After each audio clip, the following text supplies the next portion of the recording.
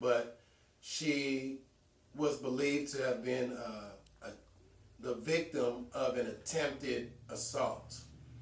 Whether it was sexual or non-sexual, no one knows. If the assault did or did not occur, no one really knows. Was it an accident that he tripped, grabbed her for balance? No one knows. What we do know is that racial tensions were extremely high in this country during that time. And so news of this traveled because they were downtown, and the next day he had an arrest warrant out for him. He got arrested early that morning. Later on in the afternoon, the news spread due to the Tulsa Tribune newspaper of this, and a mob of whites, Caucasians, came downtown to the courthouse. They were angry, upset. There were several lynchings in the country during this time.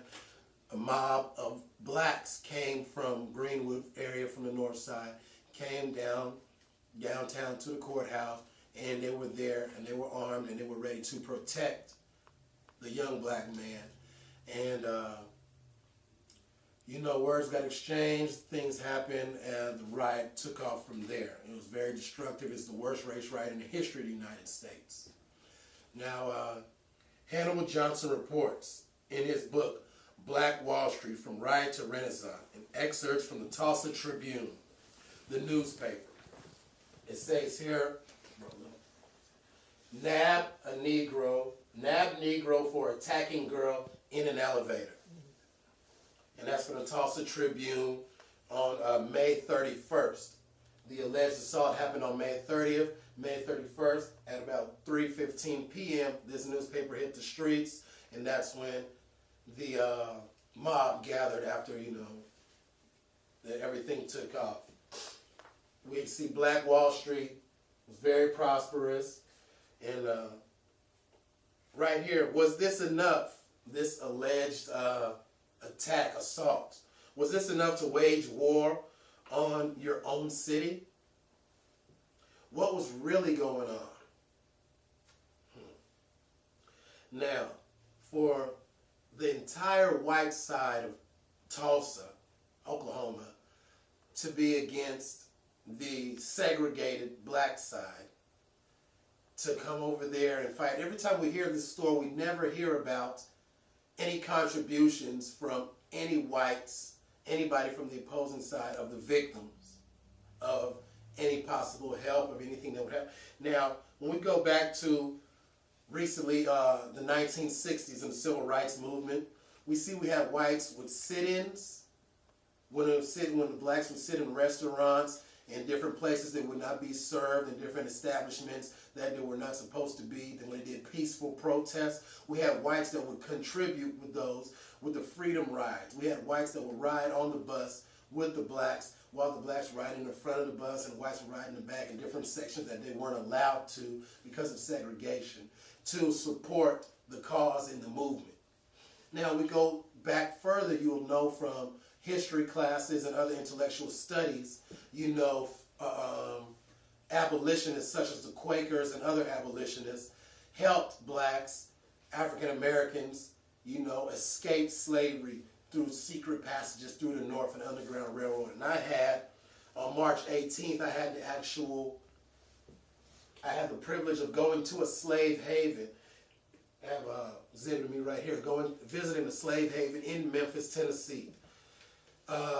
It was a moving experience. I got to stand in an actual cellar where slaves were hiding at, in a home that a white man built, who was born and raised in Germany, came here. He witnessed his own oppression, and he was attempted to force him to fight in the war, and he refused. He fled the country, came to the United States, used his wealth that they claimed he had at the time, his inheritance, to build his land and find out. He saw the oppression here, and he did not comply with that. He did not find it agreeable, and so he built his home in a place where he could help slaves escape. And I had that opportunity to visit this slave haven in Memphis, Tennessee. Now,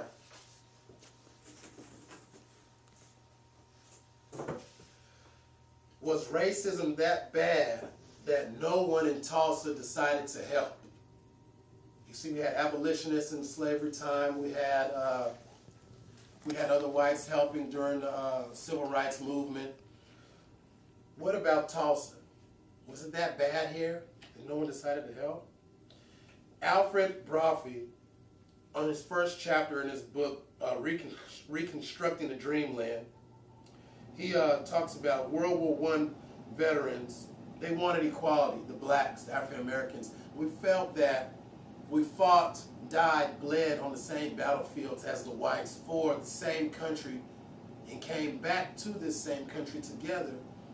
And equality was high in the black community. It was highly recommended. It was talked about. It was being promoted highly. And even W.E.B. Du Bois, he came to Tulsa. He spoke about that, and he was on his tour and doing his teachings.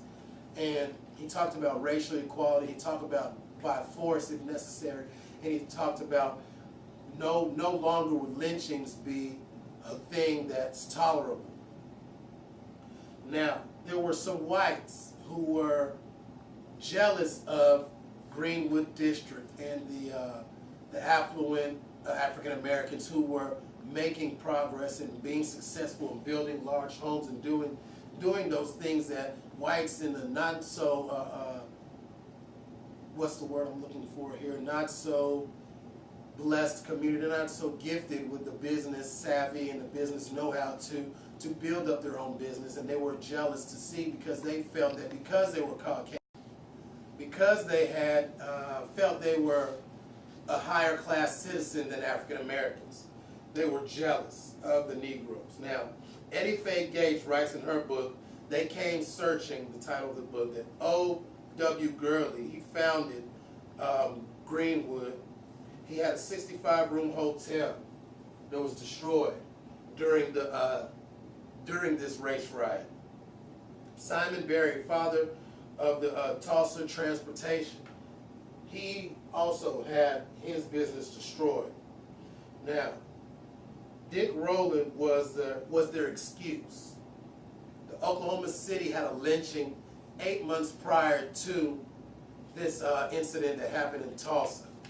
There was a guy who was accused of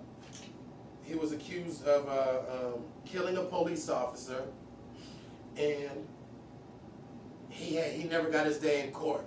The whites formed a mob that came and they overtook the jail. It was 3 of them. It wasn't a mob. They overtook the sheriff.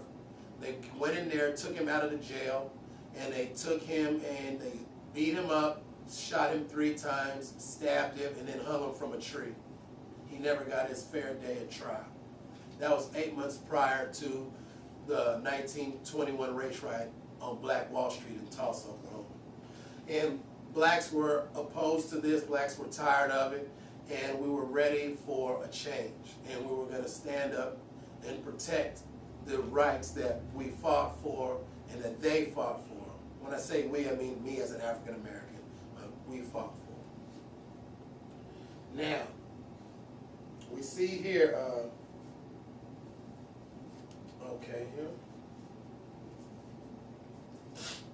we see here now that Dick Rowland was their excuse, like I said, for all this destruction to happen.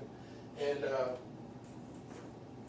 but what's the real issue is that even though all this was going on, there's still some humanity involved in our community, in our town, right here in the homeland, Tulsa, Oklahoma.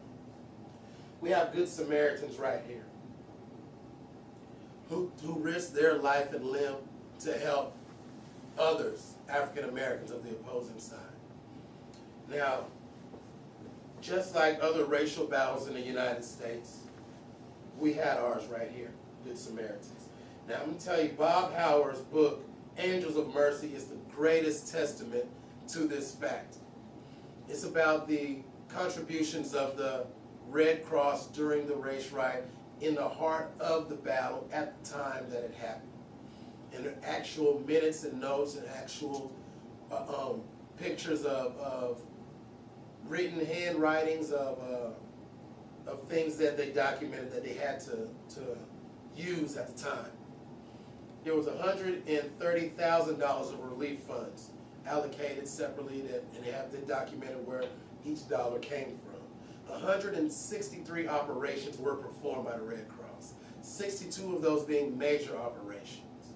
The Red Cross was run by Bob Howard's grandfather, a white man, Bob Howard. And 531 first aid kits were distributed and utilized. 1,800 smallpox vaccinations. The YMCA and the YWCA participated in helping.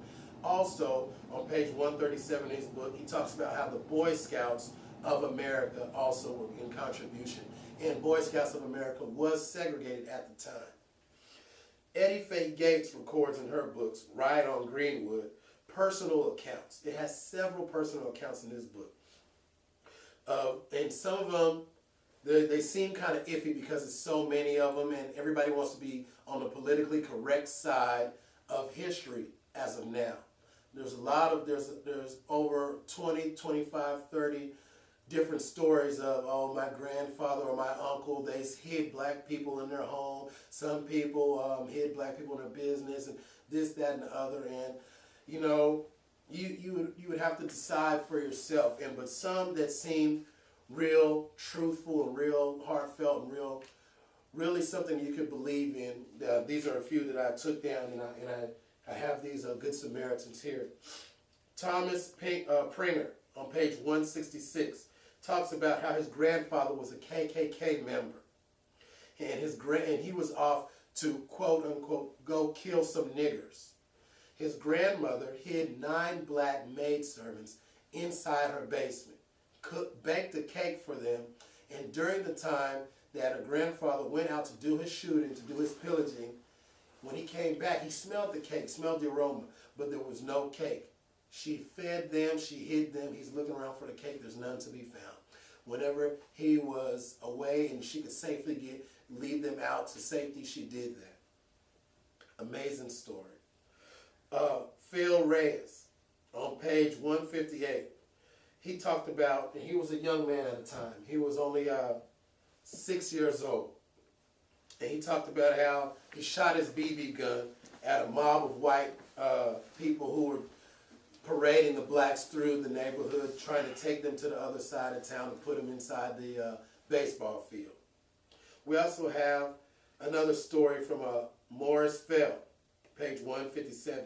She rode with her pops carrying blacks in their car. They had to hide down on the baseboards of the car, on the floorboard, hide out while they would go drive to Coweta to a safe house, and she would lead them to safety.